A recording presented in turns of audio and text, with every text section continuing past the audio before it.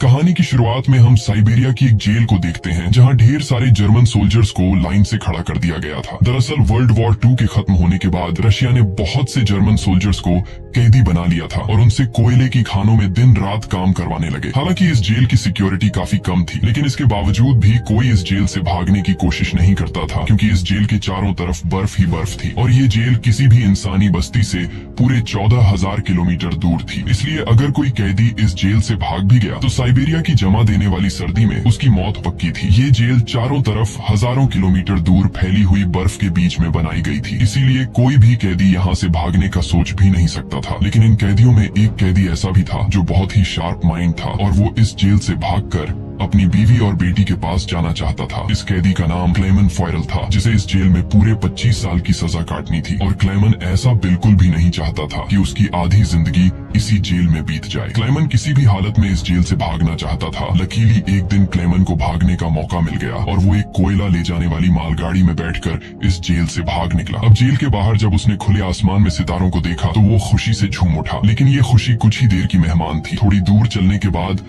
उस मालगाड़ी को रोक दिया गया और जब क्लेमन ने बाहर झांक कर देखा तो एक रशियन सोल्जर बंदूक ताने उसके सामने खड़ा था। बदकिस्मती से यहाँ क्लेमन पकड़ा गया और जेल से भागने के जुर्म में उसे एक ओपन एयर सेल में बंद कर दिया गया। सर्दी बहुत ज्यादा थी और रात में होने वाली बारिश ने क्लेमन की हालत खराब कर दी थी। उस सेल में क्लेमन को कुछ घंटों के लिए नहीं बल्कि पूरे 2 दिनों तक रखा गया। अब पूरे 2 दिन बाद अगली सुबह जेल का वार्डन उसके पास आया और उसे सेल से बाहर निकाल कर उससे कुछ भी टॉर्चर नहीं किया गया, बस सिर्फ ये बोला कि तुम्हारे साथी बेसब्री से तुम्हारा इंतजार कर रहे हैं। अब जब क्लेमन अपने साथियों से मिला तो वो सब लाठियां और डंडे लेकर उसका इंतजार कर रहे थे। वो सब क्लेमन पर बहुत गुस्सा थे क्योंकि क्लेमन के भागने की वजह से उन सबको पिछले 2 दिनों से भूखा रखा गया था और क्लेमन को अब वार्डन की बात समझ में आ गई कि उसने क्यों कहा था कि तुम्हारे साथी तुम्हारा इंतजार कर रहे हैं। अब क्लेमन को देखते ही बाकी कैदियों ने उस पर हमला कर दिया और उसे बहुत बुरी तरह से मारा। इस मारपीट में क्लेमन इतना जख्मी हो गया कि उसे जेल के हॉस्पिटल में एडमिट करना पड़ा। इस जेल का डॉक्टर भी एक जर्मन कैदी था। जैसे ही क्लेमन होश में आया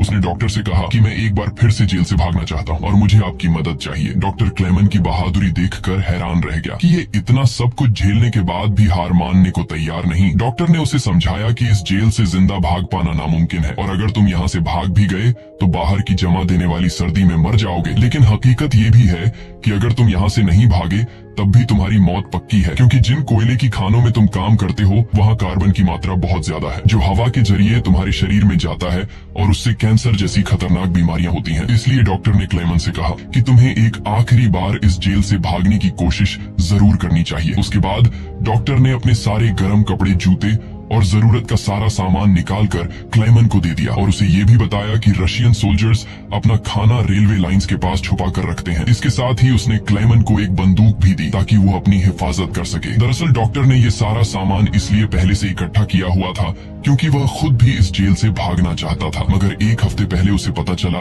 कि वह कैंसर का मरीज है और उसके पास 1 महीने से ज्यादा वक्त नहीं है। अब उसने क्लेमन को एक लंच बॉक्स दिया और कहा कि अगर तुम जिंदा बच गए तो मेरी फैमिली तक ये लंच बॉक्स पहुंचा देना और कहना कि मैं इस दुनिया में अब नहीं रहा। यहाँ एक बार फिर से रात के अंधेरे में क्लेमन दोबारा भाग निकला और इस बार उसने मालगाड़ी की बजाय पैदल चलने का फैसला किया। वो पूरी रात पैदल चलने के बाद सुबह भी चलता रहता है क्योंकि उसे डर रहता है कि कहीं रशियन सोल्जर उसे पकड़ न ले। अब जब सुबह वार्डन को पता चला कि क्लेमन जेल से फरार हो चुका है तो वो सीधा डॉक्टर से पूछताछ करने उसके कमरे में पहुंचा, लेकिन उसके पहुंचने से पहले ही डॉक्टर ने अपनी जान ले ली थी क्योंकि उसे पता था कि क्लेमन के भागने की खबर सुनने के बाद वार्डन मुझे बहुत तड़पा कर मारेगा। इसके बाद वार्डन ने कई रशिया सिपाहियों को क्लेमन की तलाश में भेजा और उसे जिंदा पकड़कर वापस लाने का हुक्म दिया, लेकिन कई दिनों की तलाश के बाद भी उसे क्लेमन का कोई पता न चल सका। क्लेमन की खुशकिस्मती ये थी कि बर्फबारी स्टार्ट होने की वजह से उसके पैरों के निशान मिटते जा रहे थे, जिससे क्लेमन को ढूंढना मुश्किल पड़ रहा था। अब सबको लगने लगा कि क्लेमन इस सर्दी में जमकर मर चुका होगा, मगर वार्डन मानने को तैयार नहीं था क्योंकि वार्डन जानता था कि क्लेमन बहुत स्ट्रॉन्ग है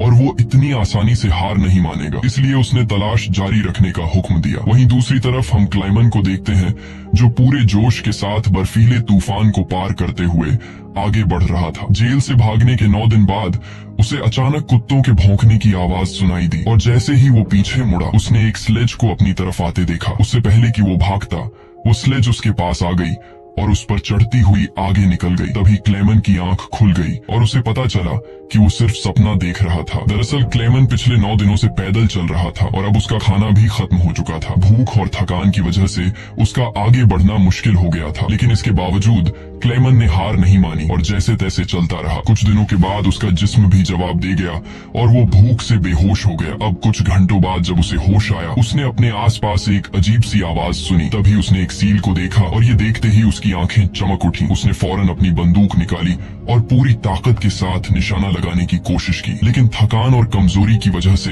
उसका निशाना गलत हो गया और वो सील वहां से भागने लगी। क्लेमन, जिसे कई दिनों बाद जिंदा रहने की एक छोटी सी उम्मीद मिली थी, वो इस उम्मीद को हाथ से नहीं जाने दे सकता था। क्लेमन फौरन उसके पीछे दौड़ा, लेकिन दौड़ते वक्त क्लेमन बर्फ टूटने की वजह से पानी में गिर जाता है, जिससे उसके पैर में चोट आ जाती है। लेकिन जख्मी होने के बावजूद वो सील का पीछा करने लगा। क्लेमन जैसे ही गोली चलाने वाला था, वो सील एक चट्टान के पीछे छिप गई। क्लेमन और आगे बढ़ता है और सील को दोबारा देख लेता है। उससे पहले कि वो पानी में जाती, क्लेमन ने अपनी आखिरी गोली चलाई और खुशकिस्मती से वो गोली उसे लग गई। ये देखकर क्लेमन खुशी से झूम उठा, क्योंकि अब सफर के दौरान उसे खाने की फिक्र नहीं थी। कई दिनों के बाद क्लेमन ने पेट भर कर खाना खाया और थोड़ा आराम करके अपना सफर जारी रखा। अब इतने लंबे सफर में क्लेमन बिल्कुल अकेला था और उसके चारों तरफ बर्फ के अलावा कुछ भी न था। इस माहौल में उसकी दिमागी हालत खराब हो सकती थी, इसलिए वो खुद से बातें करता और पॉजिटिव बातें कहकर खुद को आगे बढ़ने के लिए मोटिवेट करता। इसके साथ ही वो हर वक्त कैंपस के जरिए अपने रास्ते को देखता है, ताकि वो इस बर्फीली वादी में कहीं खो न जाए। इसी तरह दिन गुजरते गए और फिर महीने, लगातार 2 महीने चलने के बाद क्लेमन को इस बर्फीले मैदान में एक छोटा सा पेड़ दिखाई दिया। इस पेड़ को देखकर क्लेमन इतना खुश हुआ कि जैसे उसे कोई खजाना मिल गया हो, और वो भागकर उस पेड़ को गले लगा लेता है। दरअसल ये पेड़ इस बात की निशानी थी कि क्लेमन लगातार 2 महीने चलने के बाद अब ये बर्फीला मैदान क्रॉस कर चुका है और आगे जंगल शुरू होने वाला है। थोड़ा ही आगे चलने के बाद ठीक वैसा ही हुआ जैसा उसने सोचा था। अब यहाँ से जंगल शुरू होने वाला था। बर्फ का इलाका खत्म हो रहा था। वो जंगल में बहुत खुश था। वो लकड़ियाँ इकट्ठा करके आग जलाता है और कई महीनों बाद पहली बार सुकून से सो जाता है। पर अगला दिन उसके लिए सुकून का था या नहीं,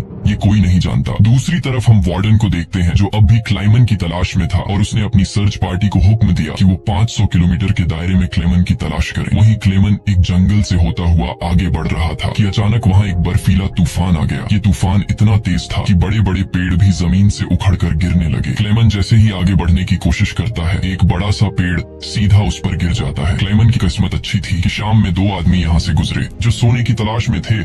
उन्होंने क्लेमन को देख लिया और वक्त पर उसकी जान बचा ली। उसके बाद ये तीनों एक साथ आगे बढ़े और कई दिनों के सफर के बाद बर्फीले मैदान से बाहर निकल आए। रास्ते में उन्हें एक दरिया मिला, जिसे पार करने के लिए उन्होंने लकड़ी की एक कश्ती बनाई। दरिया पार करते वक्त वह आपस में बातें करने लगे और एक दूसरे को बचपन के किस्से सुनाने लगे। लेकिन इसी बीच दरिया का बहाव तेज हो गया और कश्ती काबू से बाहर होने लगी। ऐसे में एक साथी का तवाजुन बिगड़ गया और वह सीधा पानी में जा गिरा। उसे तैरना नहीं आता था, वह डूबने लगा। ये देखकर क्लेमन ने पानी में छलांग लगा दी और किसी तरह उस आदमी को किनारे तक लाकर उसकी जान बचाई। दूसरी तरफ उनका दूसरा साथी उन दोनों को डूबने के लिए छोड़ देता है और अकेला आगे बढ़ गया। उसका दूसरा साथी बहुत ही लालची था। उसे लगा कि वो दोनों मर गए होंगे और लालच के चलते उसने अपने दोस्त का सोना भी खुद के पास रख दिया। थोड़ी देर बाद जब क्लेमन और दूसरा आदमी टेंट तक पहुंचे तो उस आदमी को अपने दोस्त पर बहुत गुस्सा आया और उसने उसे गोली मारकर उसकी जान ली। उसके बाद क्लेमन और वह आदमी ने सामान उठाया और सफर जारी रखा। वे दोनों कई महीनों तक इसी उम्मीद पर चलते रहे कि कोई इंसानी आबादी उन्हें मिल जाए। लेकिन दोबारा सर्दियों का मौसम आ गया और हर तरफ के जंगलात बर्फ की सफेद चादर में छुप गए। उस आदमी ने जो सामान उठाया था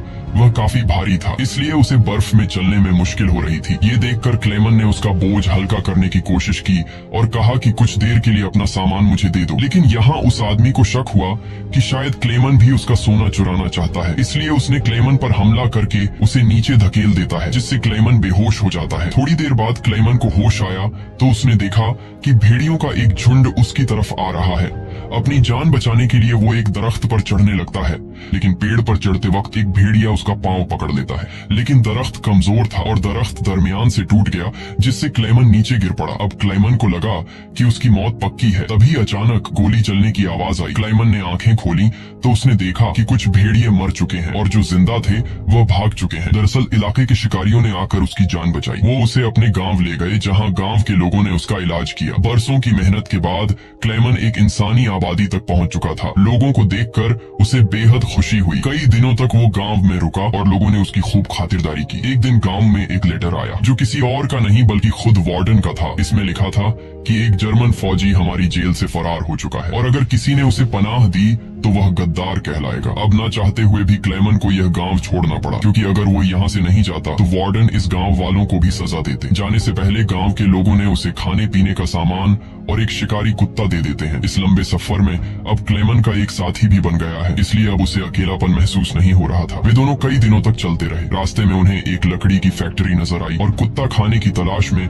उसकी तरफ दौड़ा। अब क्लेमन अपने कुत्ते को बचाने के लिए मिल के अंदर गया। वहाँ वर्करों ने क्लेमन को पहचान लिया और उसे मालिक के पास ले गए। वहां जाकर क्लेमन ने मालिक को अपनी पूरी कहानी सुनाई, जिससे सबको क्लेमन पर तरस आया। उन्होंने उसे खाना खिलाया और जर्मनी जाने वाली ट्रेन में बिठा दिया। क्लेमन खुश था कि वह जल्द अपने घर पहुंच जाएगा, लेकिन वो नहीं जानता था कि मिल के मालिक ने उसकी खबर वार्डन को दे दी है। अब वार्डन अपने सिपाहियों के साथ स्टेशन पर उसका इंतजार कर रहा था, लेकिन स्टेशन पहुंचने से पहले क्लेमन ने दूर से रशियन सोल्जर्स को देख लिया और मौका मिलते ही ट्रेन से कूदकर भाग निकला। मगर बदकिस्मती से रशियन सिपाहियों ने उसे देख लिया और उसका पीछा करने लगे। क्लेमन ने जल्दी से पटरियां पार की, लेकिन अचानक न जाने वार्डन कहां से सामने आ गया। ये देखकर क्लेमन का दिल घबरा गया, क्योंकि अब उसे लगा कि उसकी बरसों की मेहनत जाया हो गई। अब इससे पहले कि वार्डन उसे गिरफ्तार करता, क्लेमन के कुत्ते ने वार्डन पर हमला करके उसे काट लिया और यूं एक बार फिर से क्लेमन को भागने का मौका मिल गया और वह पूरी जान लगाकर यहाँ से भागने लगा। लेकिन तभी उसे गोली चलने की आवाज आई और जब उसने पीछे मुड़कर देखा तो उसने अपने कुत्ते को मरा हुआ देखा। ये देखकर क्लेमन को काफी दुख हुआ, लेकिन इसके बावजूद भी वो रुका नहीं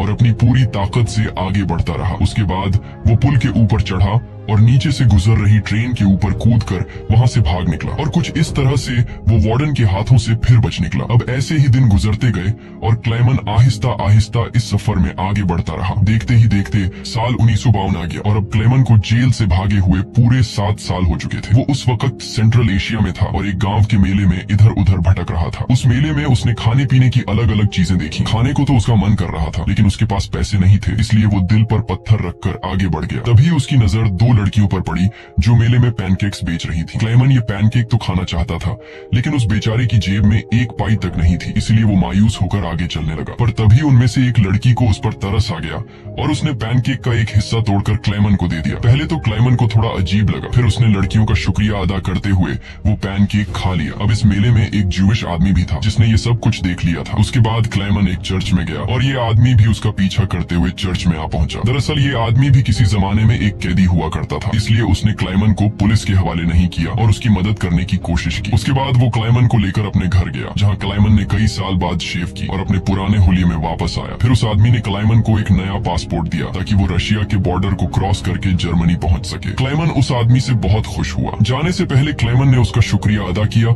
और रशिया और जर्मनी की बॉर्डर की तरफ निकल पड़ा। कुछ हफ्ते बाद क्लेमन रशिया के बॉर्डर तक पहुंच गया और वहाँ मौजूद रशियन सिपाही को अपना पासपोर्ट दिखाया। यहाँ क्लेमन को ये डर था कि कहीं वो सिपाही उसे पहचान न ले या उसका जाली पासपोर्ट पकड़ा न जाए, लेकिन खुशकिस्मती से ऐसा कुछ नहीं हुआ और सिपाही ने क्लेमन को बॉर्डर पार करने की इजाजत दे दी। अब ये देखकर क्लेमन को इतनी खुशी हुई कि वो चाहकर भी अपनी हंसी नहीं रोक पाया। अब फाइनली वो उस पुल पर आ गया जिसे पार करते ही वो अपने मुल्क जर्मनी में पहुंच जाएगा। पर जैसे ही वो आधे रास्ते तक पहुंचा, उसकी आंखों पर एक तेज रोशनी पड़ी और जब उसने आंखें खोली तो उसने वार्डन को अपने सामने पाया। अब जब क्लेमन ने पीछे मुड़कर देखा तो वो अभी भी रशिया की जमीन पर था और इसका मतलब ये था कि वार्डन अब भी उसे गिरफ्तार कर सकता है। अब यहाँ क्लेमन का दिल टूट गया, क्योंकि उसके इतने सालों की मेहनत अब मिट्टी में मिलने वाली थी। लेकिन तभी कुछ ऐसा हुआ जिसकी उम्मीद खुद क्लेमन को भी नहीं थी। यहाँ वार्डन ने उसका रास्ता छोड़ दिया और उसे आगे जाने की इजाजत दे दी। अब पहले तो क्लेमन को यकीन नहीं हुआ, पर फिर भी वो हिम्मत करके आगे बढ़ा। दरअसल वार्डन के क्लेमन के जिंदा रहने के जज्बे और उसकी बहादुरी को देखकर